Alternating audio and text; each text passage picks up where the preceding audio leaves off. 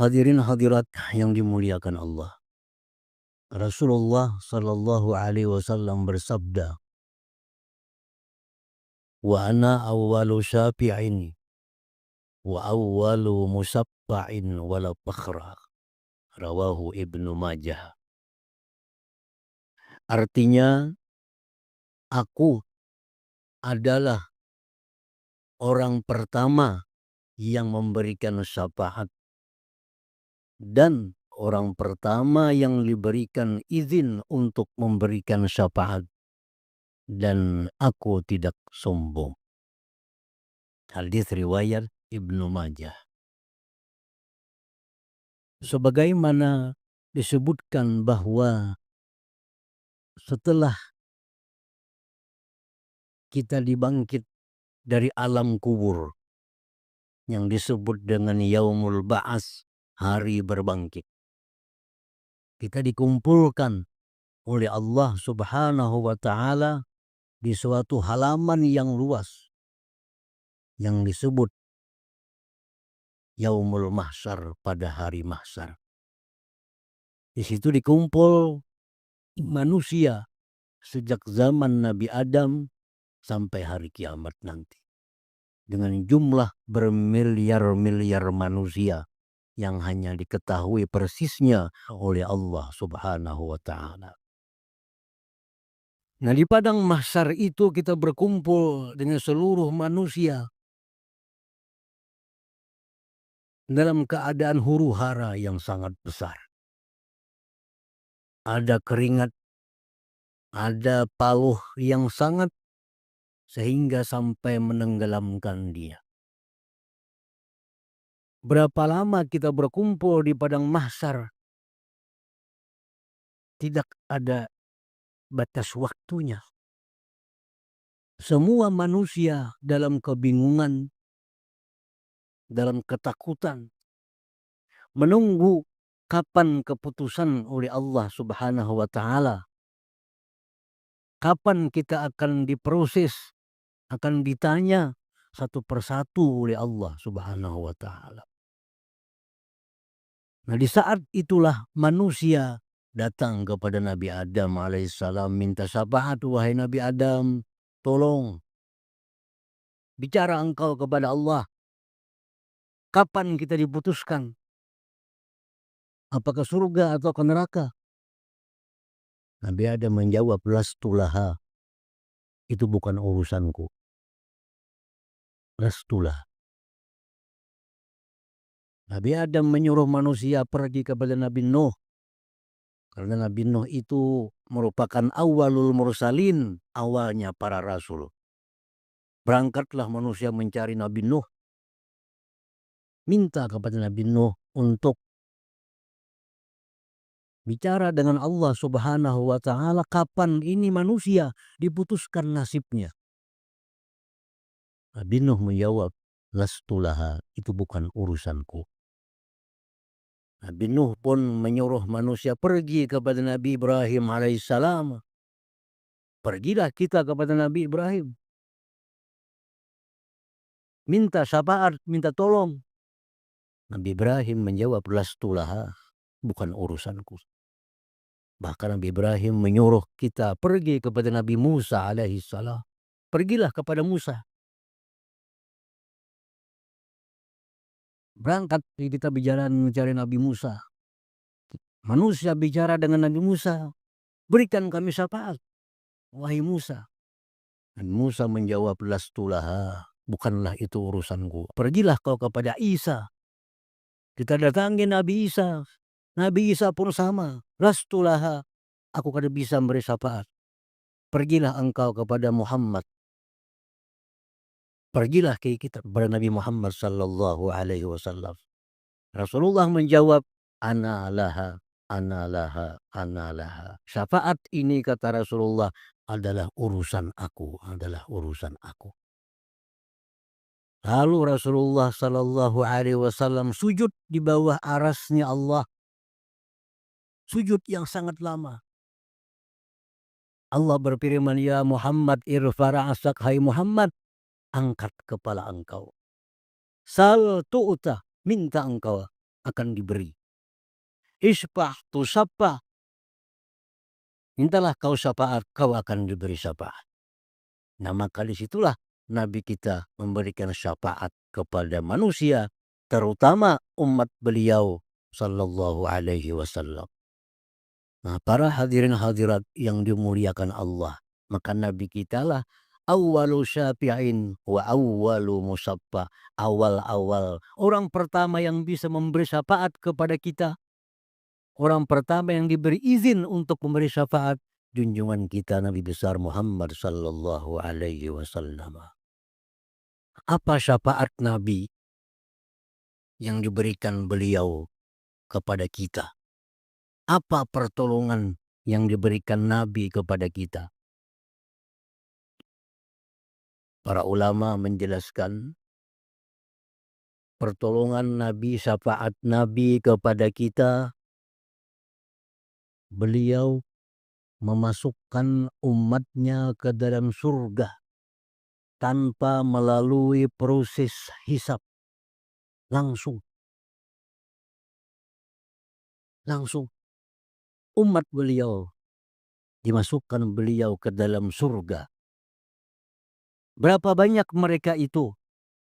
Tahap pertama 70.000. Tahap kedua, tahap ketiga sampai 4.900.000 orang. 4.900.000 inilah yang masuk surga tanpa hisab atas bantuan syafaat Nabi sallallahu alaihi wasallam. Setelah 4.900.000 masuk surga umat Nabi tanpa hisab, masih kurang. Ya Allah, masih kurang. Masih banyak lagi umatku. Lalu Allah meraup umat Nabi kita dengan 3 raupan di padang mahsyar untuk dimasukkan ke dalam surga tanpa hisab berkat syafaat pertolongan dari Nabi kita sallallahu alaihi wasallam. Jadi berapa jumlahnya umat Nabi yang masuk surga tanpa dihisab? Asalnya 70.000, jadi 4.900.000 tambah tidak terhitung. Nah, mudah-mudahan kita masuk dalam golongan masuk surga tanpa hisab. Amin ya rabbal alamin. Tapi kada semuanya umat Nabi kita yang masuk surga tanpa hisab.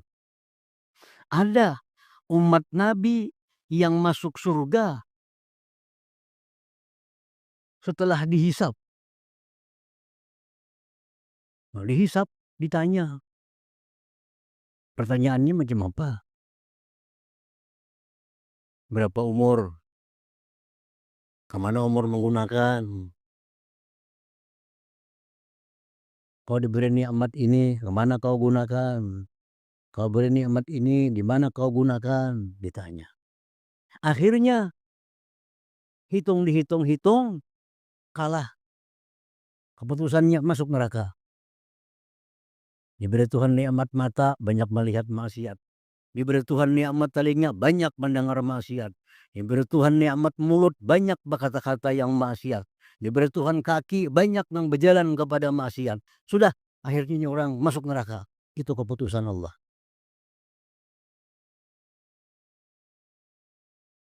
Lalu orang ini melapor kepada Rasulullah, ini ulun sudah dihisap, ulun masuk neraka. Bantu ulun wahai Rasulullah. Nabi kita memberi syafaat lagi. Diurus lagi oleh Nabi kita kepada Allah Subhanahu wa ta'ala. Dan urusan Nabi berhasil. Diterima oleh Allah. Sehingga umat beliau yang sudah dipastikan, diputuskan masuk neraka ini, kada jadi langsung dibawa ke surganya Allah Subhanahu wa ta'ala. Ini syafaat yang kedua.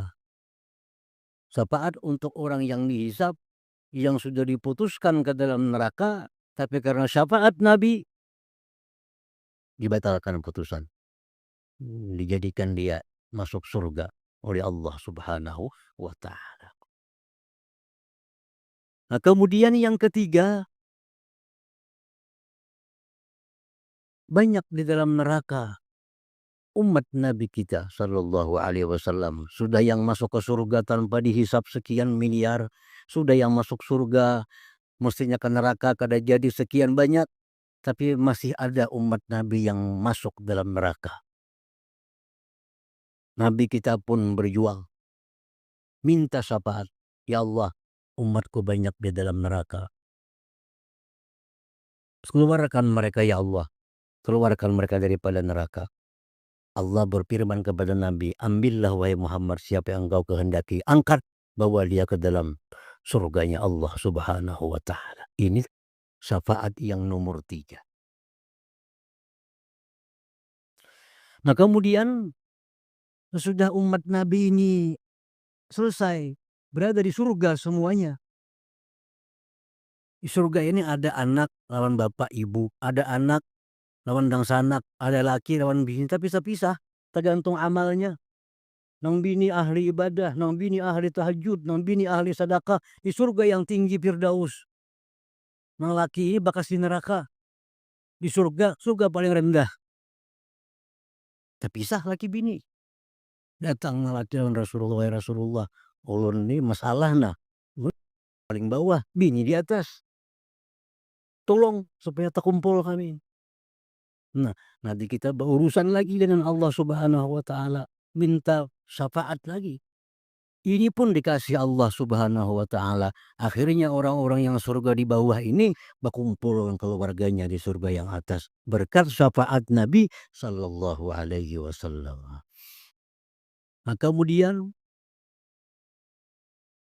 yang lebih perlu daripada itu adalah kita bisa memastikan apakah kita ini termasuk umat Nabi yang dapat syafaat Nabi di akhirat itu. Karena ada umat-umat Nabi yang Nabi kita kada bisa memberi syafaat.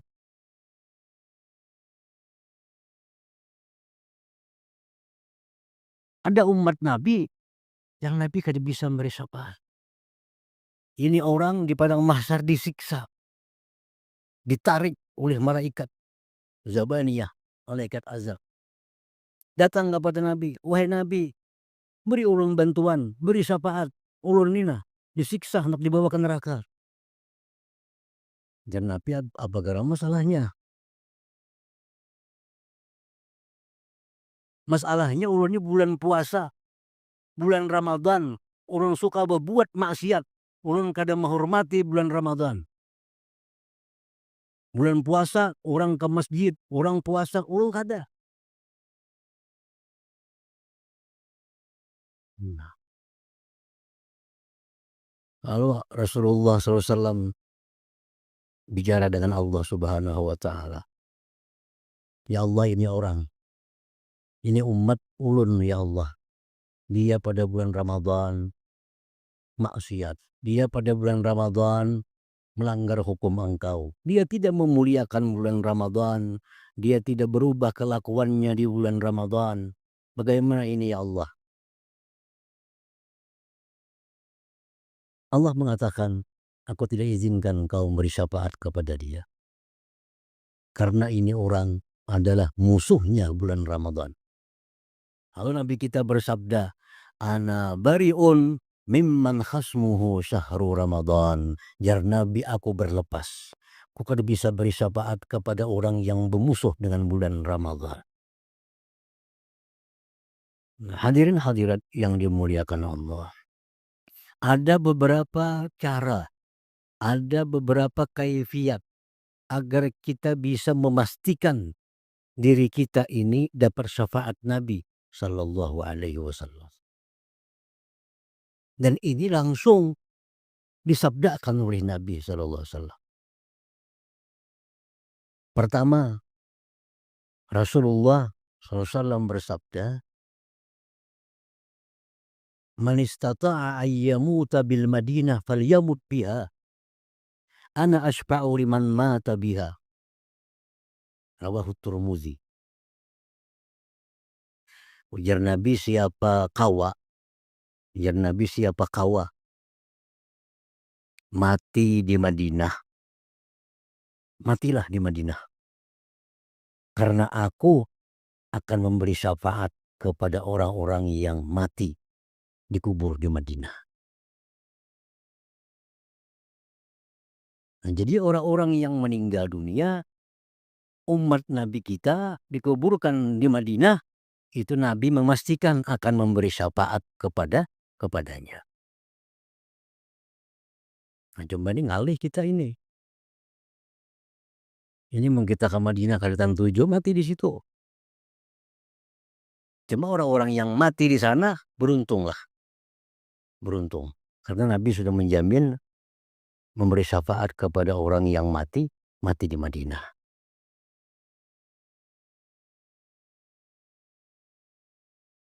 Jadi banyak orang yang bilang garing-garing ke Madinah supaya mati di Madinah, berkubur di Madinah.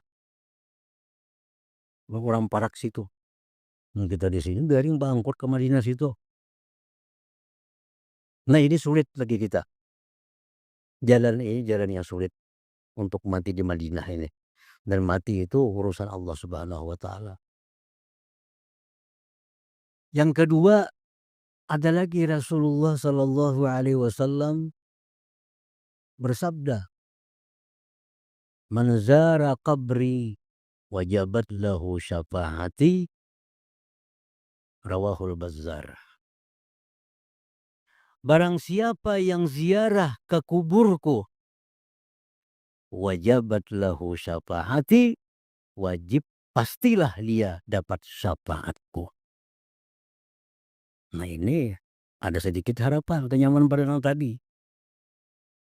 Kita ada duit, awak sihat, setelah kita ke Madinah, kita ziarah kubur beliau, mengucapkan assalamualaikum ya Rasulullah di hadapan kubur beliau, maka wajib bersyafaati, kita sudah pasti di akhirat akan dapat syafaat beliau, syafaat Nabi sallallahu alaihi wasallam. Dan ini hanya khusus kubur Nabi sallallahu alaihi wasallam. Tidak ada kubur yang lain.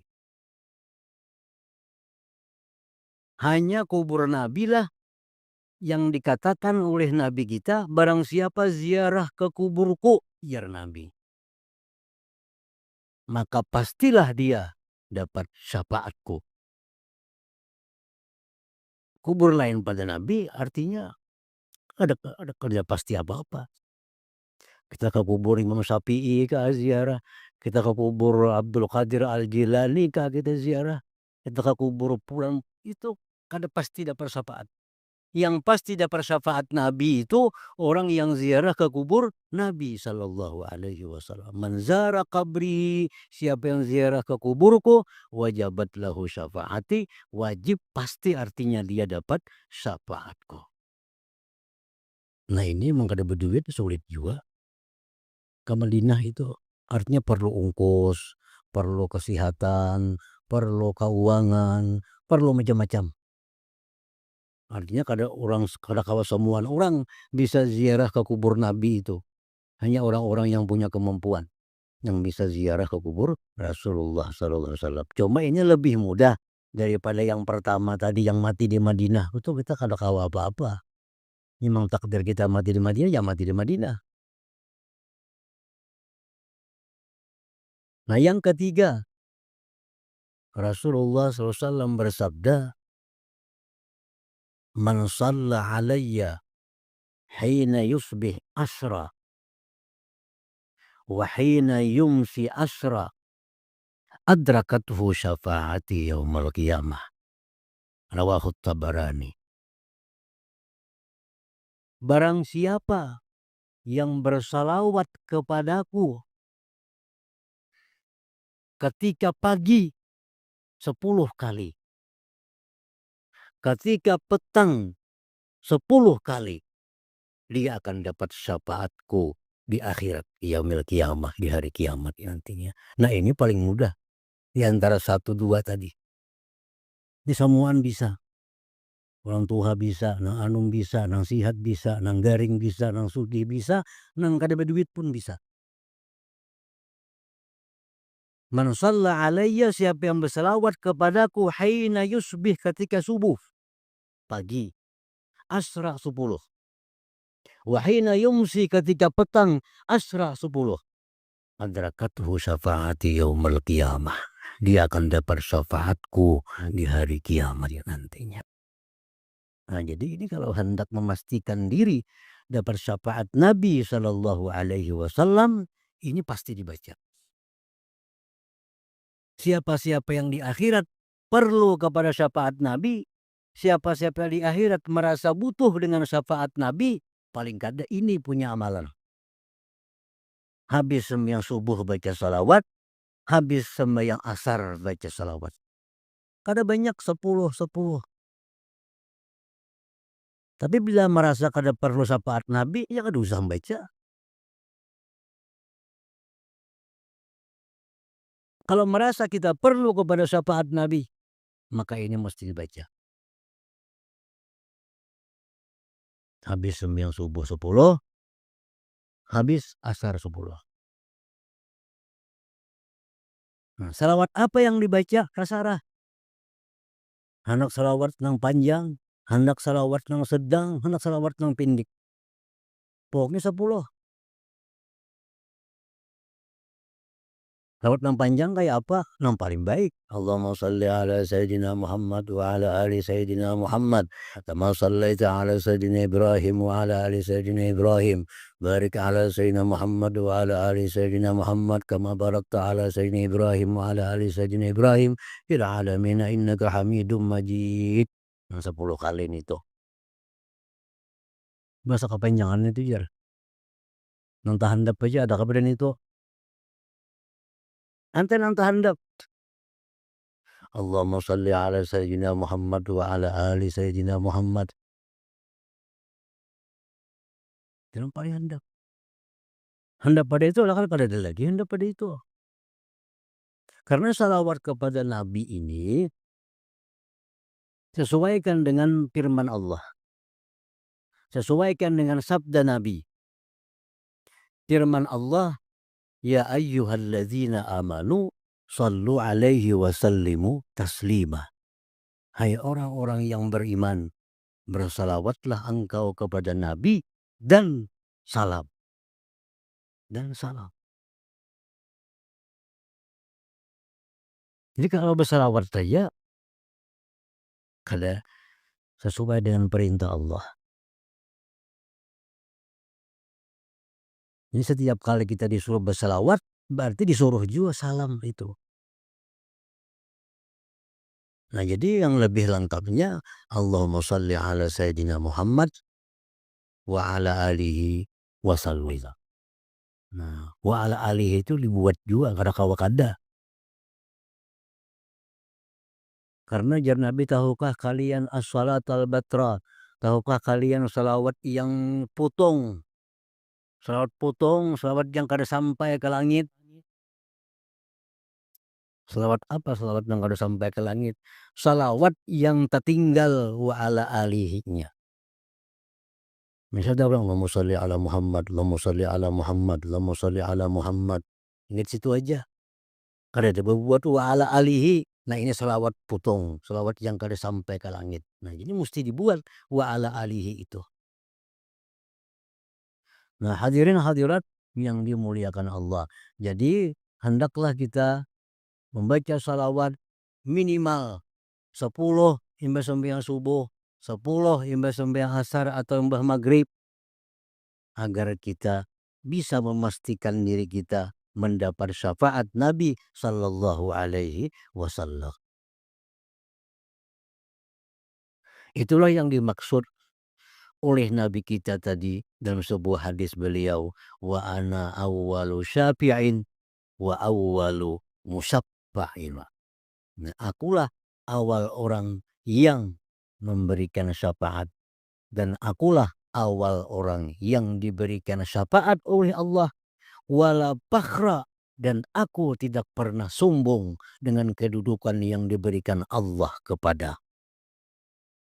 Siapa ada orang yang lebih hebat daripada Nabi Sallallahu Alaihi Wasallam? Siapa ada orang yang lebih mulia daripada Nabi kita? Kadadar. Ana sayyidu waladi Adam. Ujar Nabi, aku adalah penghulunya manusia. Wala fakhar, dan aku tidak sombong dengan kedudukan itu. Aku awal orang yang memberi syafaat. Awal orang yang diberi izin untuk memberikan syafaat. Itu kedudukan yang sangat tinggi. Wala fakhar, dan aku tidak sombong dengan kedudukan itu. Nah, ini memberikan pelajaran kepada kita bahwa kedudukan yang diberikan Allah kepada kita, kada ada apa-apanya dengan kedudukan yang diberikan Allah kepada Nabi Sallallahu Alaihi Wasallam. Sedangkan beliau dengan kedudukan yang tinggi itu tidak ada sedikit pun kesombongan dalam diri beliau. Nah, kita ada sedikit diberi Allah kelebihan, baik kelebihan pangkat, baik kelebihan harta, baik kelebihan ilmu, baik kelebihan kekuatan. Hendak sombong itu lebih daripada Nabi ngarannya, lebih daripada Nabi. Nabi memberikan contoh bahwa orang sehebat Nabi, orang semulia Nabi, sedikit pun dalam hati beliau wala fakhra, dan tidak ada sombong. Nah, karena sombong itu adalah pengakuan merasa besar, sombong itu pengakuan merasa hebat, sombong itu pengakuan merasa mulia. Itu semua adalah sifat-sifat Allah Subhanahu wa Ta'ala. Dan orang-orang yang bersifat sombong ini, orang-orang yang dijauhkan, yang dihinakan oleh Allah Subhanahu wa Ta'ala. Wa man takabbara wada'ahu Allah. Barang siapa yang sombong, pasti dia akan direndahkan oleh Allah Subhanahu wa Ta'ala. Nah, hadirin hadirat yang dimuliakan Allah, mudah-mudahan dengan pertemuan kita pada hari ini kita dapat mengambil faidah, kita dapat memastikan bahwa diri kita orang yang akan dapat syafaat Nabi Sallallahu Alaihi Wasallam dengan mengamalkan apa yang beliau ajarkan berupa 10 kali salawat di waktu pagi dan di waktu petang. Dan mudah-mudahan Allah berikan kita taufik, kekuatan untuk bisa mengamalkan itu. Amin ya rabbal alamin. Wallahul hadi ila siratal mustaqim. Assalamualaikum warahmatullahi wabarakatuh.